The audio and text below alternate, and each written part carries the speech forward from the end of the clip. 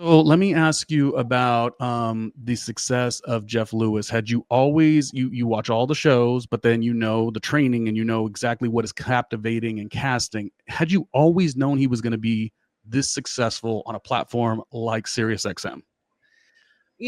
I loved him in Flipping Out. I loved him and his relationship with Jenny. I loved how they had that chemistry. I loved how freakish he was with like his OCD and all of that stuff because I have OCD. I actually did Do you? interior therapy, the show that he did where they like went into a couple's house and he redid my house in the Palisades. And so when I met him in person and we did interior therapy, I actually thought he was a real fucking asshole. I was like, God, he just goes out of his way to be an asshole. But then, on the second or third day, I actually was like, oh, there's a method to his assholeness. Because at first I was like, oh, he really liked Tommy, who was my baby daddy, my boyfriend at the time, Finn's Mhm. dad. And Tommy's a good looking guy, an artist, brooding, played lacrosse, Mhm. you know what I mean? But he's an idiot and he was like a moocher and a loser. And I thought, God, is Jeff so easily swayed by someone like Tommy? But then Jeff got it towards the end. And I was like, oh, okay, there was a method to sort of him reading people.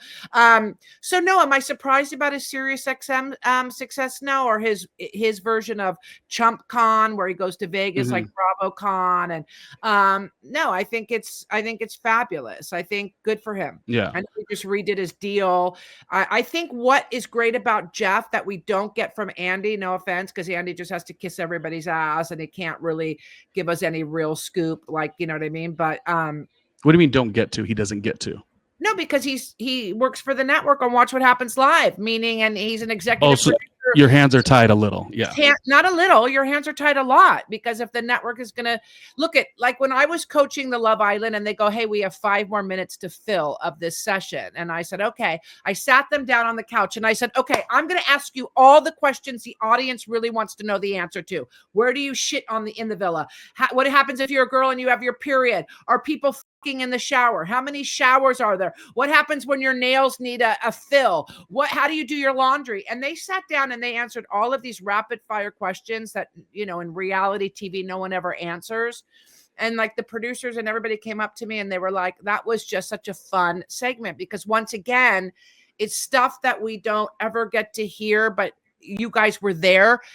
Andy's there. He knows the inside scoop. Just give us a little tidbit, but I guess you can't because he can't also, if he knows what happened on episode 2 and, or episode 7, but we're only seeing episode 2 airing and he has them on Watch What Happens Live. He can't obviously go forward, but I like how Jeff has a good, like, he'll be like, I like how he has the housewives on or different Bravo celebrities on his show.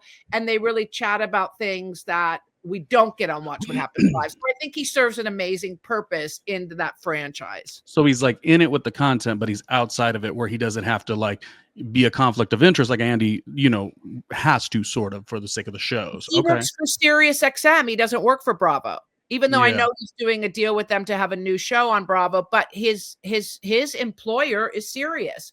So, he doesn't have to kiss the asses of the Bravo celebrities and not spill too many things. No, he can be the polar opposite. Would you ever do a serious deal like that where you were like, I know you love your freedom within your work and as an entrepreneur, would you ever want to do a deal where you were kind of stuck into the space where you have to do a show daily, although they might not. I cast the very first Bachelor Nation. My company, Marki Costello, cast season 1 of The Bachelor. Mm-hmm. And when it was we didn't know it was going to be a huge phenomenon success because back in the day, we would do one show, go on to another show, go on to another show. And I'm managing and I'm teaching and I'm casting reality and casting hosts and, just boom, boom, boom, hustle, grind. And when the show was such a huge hit, I remember Mike Fleiss, the creator at the time, said to me, I want you in-house. You're going to close your company, come in-house, work for me, blah, blah, blah, blah, blah. And immediately I was like, absolutely not. Sorry, take Lacey, who worked in my office, who I love and adore. But no, I wasn't. No. Yeah, because that way you could kind of do every new deal along this journey on your own accord. Okay. Got it. Well, if SiriusXM had a deal for me, I would take it because, this has been a long journey. Anyways, right. So I was going to ask you possibly about your thoughts on the talent of Nick Viall. I was maybe going to talk about that, and maybe we will get there.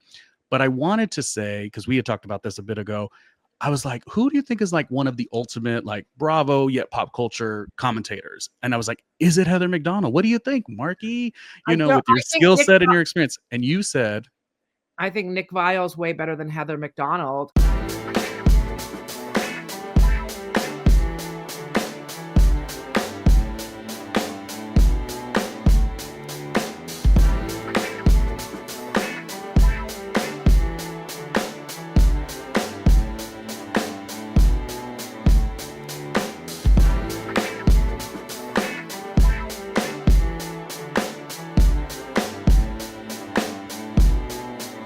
Hey, Ronnie Jr.